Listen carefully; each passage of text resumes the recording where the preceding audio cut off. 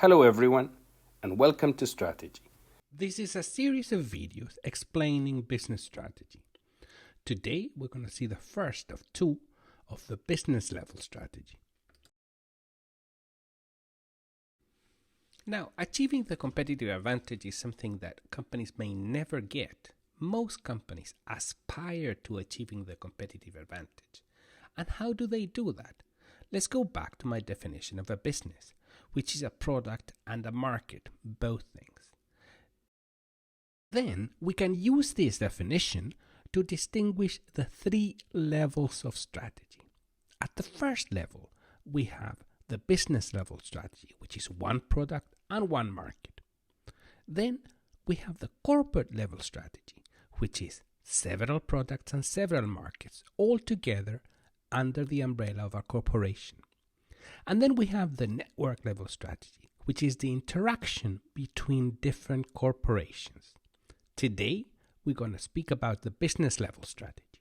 And the objective of the business level strategy is to achieve the competitive advantage. Now, to make things really hard, it's not just about creating the competitive advantage, but about sustaining it. Now, the competitive advantage will be sustainable if it cannot be copied, if there's no substitution, or if it cannot be eroded by actions of the rivals. We call this competitive defendability. And also, your product or service cannot be made redundant by any changes in the environment, which means that we have to keep environmental consonance. Now, how do you do this? The answer, perhaps not surprisingly, of how do you do this is with strategy. That's what we're here for. There are several tools in strategy, some of them mentioned here.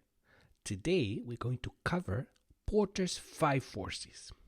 I am absolutely sure you've heard of Porter's 5 forces before, because it probably has been taught in courses you've done before. Every time I ask students to tell me what the 5 forces are, they raise their hand and start enumerating the 5 forces.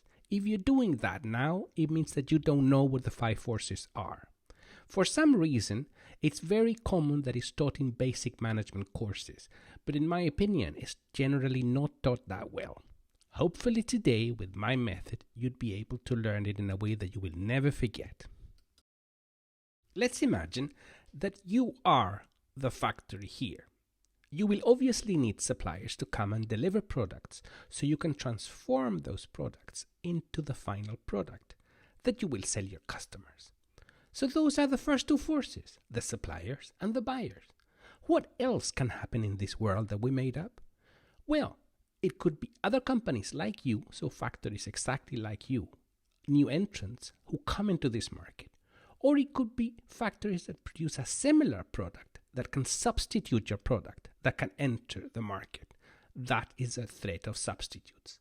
And those are the 5 forces, as simple as that. There's no need to memorize them. The logic speaks for itself. So first, you have the bargaining power of suppliers. If the suppliers have more power than you have, they will get most of the profits. Next, you have the bargaining power of buyers. Same thing. If the buyers have more power than you have, they will get most of the profits and not you. And next, if this market was really attractive, there would be new entrants trying to sell the same product or service that you offer. And again, if it's really attractive, there will be new substitutes coming to the market trying to take you away. Now, let's go into more detail into each one of the forces and where do they draw the power from. The combination of all these forces will determine the competitive rivalry. The determinants listed here are what determines the bargaining power of the suppliers. Let's go one by one. If inputs are differentiated, well, then the suppliers will tend to have more power if they can differentiate the products they sell. If there are switching costs, so you're locked in to one supplier, well, then they have the power. If there are substitute inputs, then what happens is that the supplier doesn't have the power because you can go and buy here or elsewhere. If there are very few suppliers, then they have the power. If one supplier is extremely important to you and there's no way to substitute it, then that supplier has the power. If the cost of that specific supply is important to the whole industry, then it means that they have the power. And finally, what happens if these inputs are extremely important for our differentiation? Then it means that those inputs will be more expensive and the suppliers will have all the power. What determines the bargaining power of buyers? Very similar to suppliers. If you're able to differentiate your product, then you have the power. If it's not differentiated, then they have the power. Now, if you're able to generate switching costs to lock in those buyers, like for example, when you offer a subscription system, then the power belongs to you and not to the buyer. If there's a substitute that the buyer can go and buy elsewhere, then they have the power and not us. So you try to be as unique as possible. Now, if there are very few buyers, then they have the power.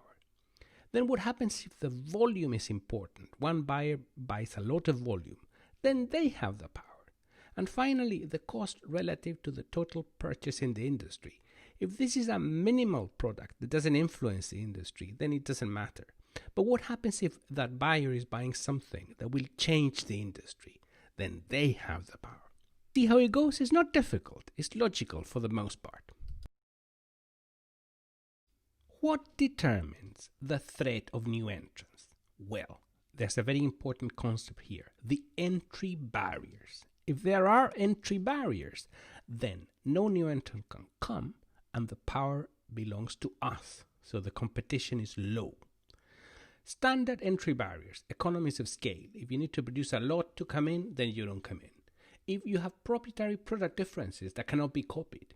If you have brand identity. More importantly, perhaps, if you have switching costs, that if you move to another one, you need to pay, then there's a barrier to entry. If there are capital requirements, typical barrier to entry. Access to distribution, or absolute cost advantage, that you're able to produce at a much lower cost than any of the possible new entrants, then you have the power. If you've learned how to carry out a product or a service and anybody who wanted to learn about it would take forever, then that's a barrier to entry. If there's a need for necessary inputs that only you can access and nobody else, then there's a barrier to entry. If there's low-cost product design, well, then you have the barrier to entry then, because nobody else can go that low in costs. And finally, and very importantly, it's the expected retaliation. If I go to compete with that company in that market, then how will they retaliate against me? What are the consequences of going into that market? If the consequences are detrimental for me in another market, then I won't go in there, and that's an entry barrier. How will we determine if there are substitution threats? Well, all the entry barriers apply here as well. But to be more concise, this has to do with these three conditions a bit more.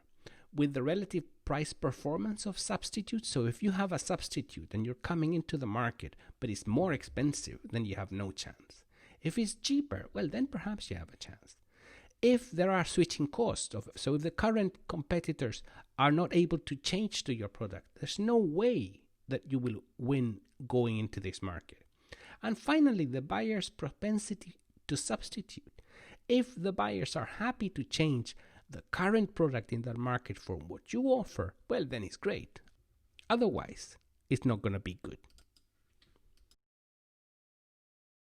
Now, overall rivalry determinants. If an industry is growing, then it's likely to be a good business to go in. If there are high fixed costs, probably not that good. If there's value added, perhaps there's an opportunity. If there's intermittent overcapacity, then it's no good to go there, because if I go, they will go full capacity and take me out of the market.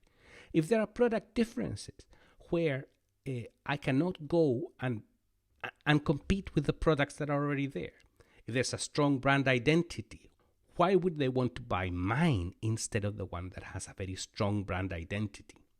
What about the famous switching costs? If there are high switching costs, then the competition will find it very hard to get in there. If there is concentration, it means that it's a kind of monopoly, so it's very hard to get in there. If information is complex, if only the competitors in the market know the information, there's no chance I will get in there. If there's diversity of competitors, then there might be a chance I go in there. If there are corporate stakes, meaning that they will retaliate, then there's no point.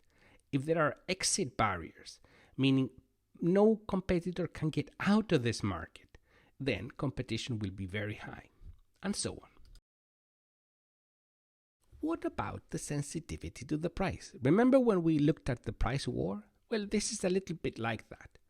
If the price is important compared to the total purchase, then who will have the power? The one buying.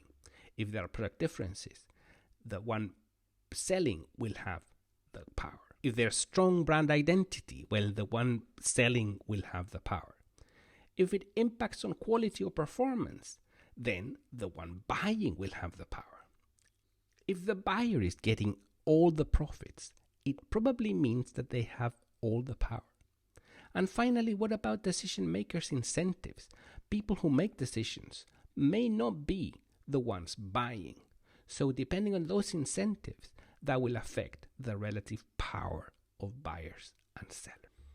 Okay, very briefly, these are all the concepts that are relevant to use Porter's 5 forces. Please have a look at each of them again, because it may have been too quick. And it may require a thought or two on your part. Now, let me leave you with a little bit of a task. What happens with giants like Google or Apple today? Is there any chance that a small company can go and, using Porter's 5 forces, compete against them? Is it relevant to think of Porter's 5 forces in a world that is dominated by giants?